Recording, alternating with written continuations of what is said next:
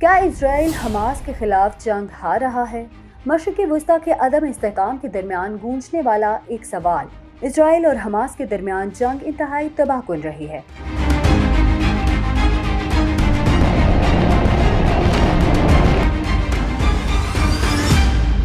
اور اس کے مشرق وسطیٰ میں سنگین نتائج ہیں۔ حماس کے خلاف اسرائیل کی جنگ نے غزہ کی پٹی کو ایک تباہ کن بنجر زمین میں تبدیل کر دیا ہے۔ فلسطینیوں پر تشدد کے باوجود اسرائیل اپنے سیاسی مقاصد اور انٹرنیشنل سپورٹ حاصل کرنے میں ناکام رہا۔ آئیے جانتے ہیں کیسے۔ اسرائیل حماس تنازع میں 7 اکتوبر سے لے کر آج تک 18,000 سے زائد فلسطینی شہید ہو گئے۔ اسپتالوں نے کام کرنا چھوڑ دیا، مبینہ طور پر پورے خاندان ختم ہو گئے اور ہلاک ہونے والوں میں کئی امدادی کارکن اور صحافی شامل ہیں۔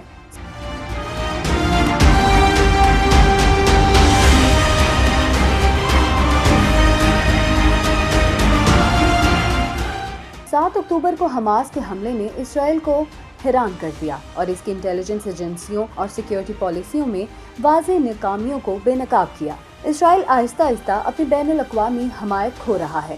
اسرائیل نے جب غزہ پر اپنا زمینی حملہ کرنے کا منصوبہ سب کے سامنے رکھا تو امریکی صدر جو بائیڈن نے ان کو وارن بھی کیا کہ غزہ کی پٹی پر حملہ کرنا ایک کافی خطرناک اقدام ہو سکتا ہے۔ امریکی صدر جو بائیڈن نے اسرائیل پر بین الاقوامی دباؤ کو تیز کرتے ہوئے پہلی بار عوامی سطح پر کہا کہ اسرائیل دنیا بھر میں حمایت کھو رہا ہے کیونکہ غزہ میں حماس کے خلاف اس کی جنگ میں ہزاروں شہریوں کی جانیں گئی ہیں۔ آج کی صورتحال یہ ہے کہ 18,000 سے زائد لوگوں کی موت ہو جانے کے بعد بھی حماس اور اسرائیل کے درمیان امن دور دور تک نظر نہیں آ رہا۔ اسرائیل اور حماس کی جنگ مہینوں سے جاری ہے جو پیس کی طرف جاتی ہوئی نظر نہیں آ رہی، لیکن یہ تنازع نیا موڑ اختیار کر چکا ہے۔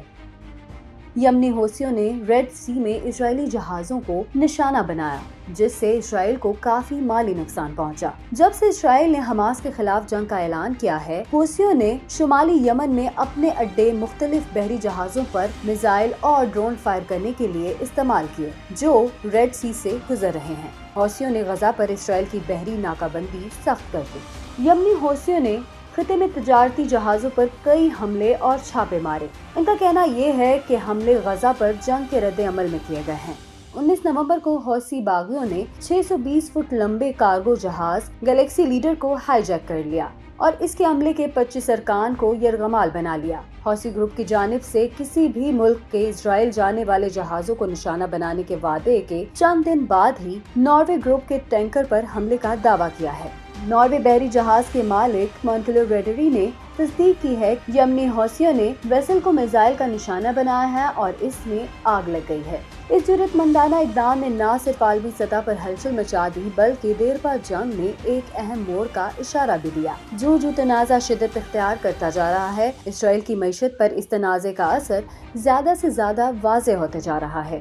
کیلکلسٹ مالیاتی روزنامے نے رپورٹ کیا ہے کہ اس تنازع کی وجہ سے اسرائیل کو $51 بلین یا اس کی جی ڈی پی کا 10% تک کا نقصان ہوا ہے۔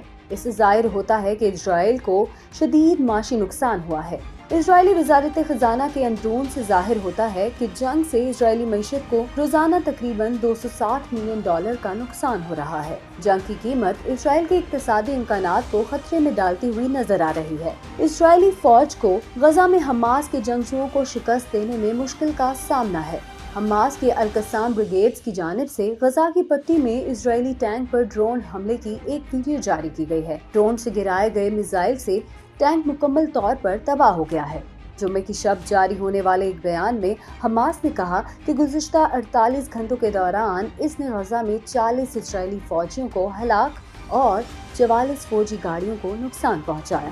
غزہ میں ہر روز معصوم بچوں اور عام شہریوں کی ہلاکتیں ہو رہی ہیں۔ پوری دنیا اسرائیل حماس کے تنازع کے حل کا انتظار کر رہی ہے، لیکن کیا امن ہوگا یا حالات بہتر ہونے سے پہلے خراب ہو جائیں گے؟